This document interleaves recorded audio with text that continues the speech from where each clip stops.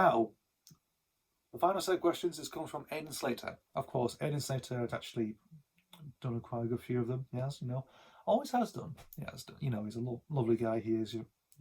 Good old Aidan. He sent me 3 questions. That's lovely of him. So, the final 3 questions submitted by Aidan Slater. Okay, question number 1. Have you seen Toy Story 4 yet? If so, what do you think of it? I've seen Toy Story 4.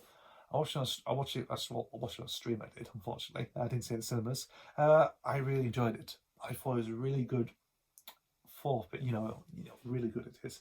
In a way, how it's played out meant to be. It's basically like an end for Woody's arc, very much. It's basically like him coming full circle. Like from the very first film, you have him being replaced by Buzz Lightyear, of course, in the 95 film. Second one, he gets reacquainted with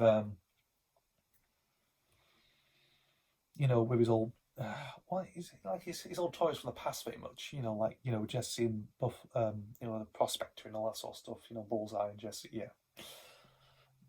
So it's like a reunion from his past, very much. And the third one just deals with him, because Andy's going to college, he's growing up and nothing else. The 4th one itself is basically like he's basically he's not the toy that he's wanted anymore, very much. And basically, it's basically like him moving on. Like he's there for the child, of course, for Bonnie, but also there for his creation for Forky as well. Like it's he's there to protect and help out very much, that sort of thing. You see it with Forky very much. Like he's really trying to be, his desperation just to try and help him and try and get back to Bonnie, that sort of thing else. But also reenacting with Bo Peep as well, and it's like, it does question, would he continue staying with Bonnie and all them? Very much like, is he, it's that sort of thing. Like you basically it's like his retirement very much, and it's very moving. It's really good. Lovely directed, very funny as well. I have to admit, there's some good funny moments as well. Great cast as well. Keanu Reeves as well as, what do you call him? Duke Kaboom. That's it. Duke Kaboom. Yeah, Canada's fairest stunt. He's great. He is. Keanu Reeves. He's in a very few strange films. I just found out in the trailer. He's in the new SpongeBob movie as well. Like he plays Sage, a role of Sage with his head in the middle of Sage. A bit weird, strange that is, Oh god, I just saw that a couple of days ago. I thought, what weird, I understand that show is a bit trippy as hell, but my god. Yeah, but Toy Story 4, that was really good. In terms of ranking them, the 4, I mean, the first one stands up high, it does. I would have to say Toy Story 2 comes to the bottom, unfortunately. I mean, people love that, but I don't know. I think with that film in particular, it's basically, he's been, how it goes, Woody's been taken by a toy collector, of course, and he's reunited with his, his old posse from back in the day when he was like a character in a show, in a marionette puppet show. I just don't know. It just didn't really, I don't know. I liked it as a kid, but back in the day, it's just like, I don't know. When you come to like Toy Story 3, again, like being, growing up and of course, being thrown out and being taken to a different environment, of course, it works. That somehow works perfectly. That does, and same with Toy Story 4. Actually, like it's maybe Woody's swan song, really, in a way. Depends, but I don't know. If I had to rank them, the first one stands out to me as well. Toy Story 4 is at the bottom. No, Toy Story 2 is at the bottom, sorry. And 3 and 4 vary in between, they do. I think maybe 4 is second, 3 is third, maybe, or vice versa. Really, it depends with that one. It depends with them too, but who knows? But it is good, this. I mean, it's a nice little way to finish off the series, even though it might still continue, who knows? I don't know how they're going to do it, if they're bringing Tom Hanks back and Annie Potts do their own separate thing, or is Tim Allen, John Cusack going to take over? I don't know. Or they're going to bring a new toy in, and who's actually going to replace Woody? I don't know. That's the thing. So we don't know really about that anyway. So that's a good question answered. I did like Toy Story 4. I thought it was really good. Lovely film that was. I mean, the Toy Story films themselves are really good anyway. They have good stories, great character elements and everything else. So it's it's a strong franchise, that is. Very strong. Question number 2. Do you own any Grand Theft Auto video games? I think you asked me this in the first one, so I can probably add some more in this one. So, to my knowledge, I only own the 3D ones from Grand Theft Auto 3 to Vice City Stories. So that's basically Grand Theft Auto 3, Vice City, San Andreas, Liberty City Stories, and Vice City Stories. I did own Liberty City Stories on PSP as well at the time. I think still own it actually. I don't know. Yeah, I've owned them. Then obviously I got GTA 4, the episodes of Liberty City, of course, Lost and Damned by Like Tony, and GTA 5. I never owned any of the earlier stuff, like from the the platformer games as well. I never owned any of them, or Chinatown Wars. So I only owned the actual main 3D games I did. I mean, 5's ranks highest. It does. I mean, 4 as well, actually, because the story and also the characters of, there's some lovely characters like Nico Bellic as well, and Ron Bellic, of course. Again, same with GTA 5. San Andreas is good as well, because of it, how patchy crazy it can be sometimes, of course.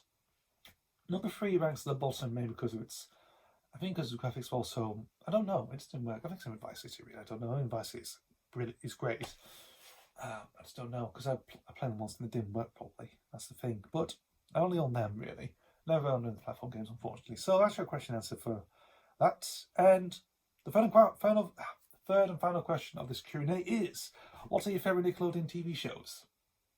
Oh, let me think. Ren and Stimpy show, I love that. I think it's great.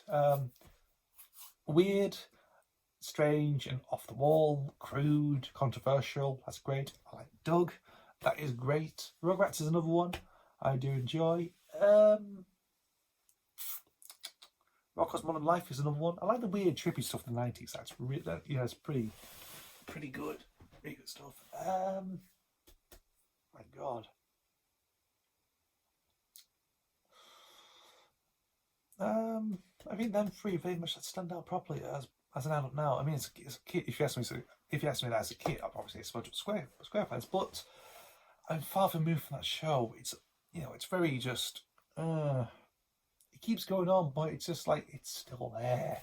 It's like, Fairly Parents as well. It's just like, I mean, back in the day it was quite good, but I look back at it now, it's just like,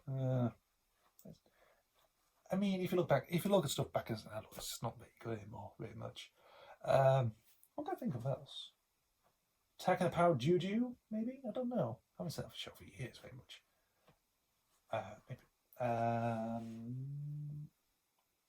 Jimmy Neutron, that's another one actually. I forgot to mention because I saw the film, and that's pretty. The animation's strange, of course, like it's a very very 3D and everything else, but it's a lot of weird, scientific and trippy, strange goings on. Like I remember seeing the film. I did the review of the film back in Series 7, and that was my introduction to it, actually, to the whole franchise itself. I remember getting a VHS of it at some point. I think I still have it somewhere. It's the one where the pants take sentient, like the jeans take sentient and start taking over Retroville. Again, pretty good. I mean, Jimmy Neutron's actually, looking back on it, it's actually pretty funny in places. I mean, the animation's a bit strange. Yeah, it's a bit odd. Computer animations, well, back in the day, yes, of course. But it's actually, I really enjoyed it. The film as well. The film really got into that whole weird world and, Retroville, and also the weird gadgets that Jimmy makes, of course. And the situation they get into is pretty strange as well. That's good. So, Jimmy Neutron Boy Genius, Ren and Stimpy Show, Rocko's Modern Life, Doug.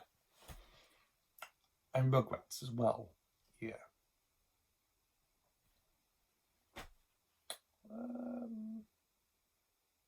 What's the other one?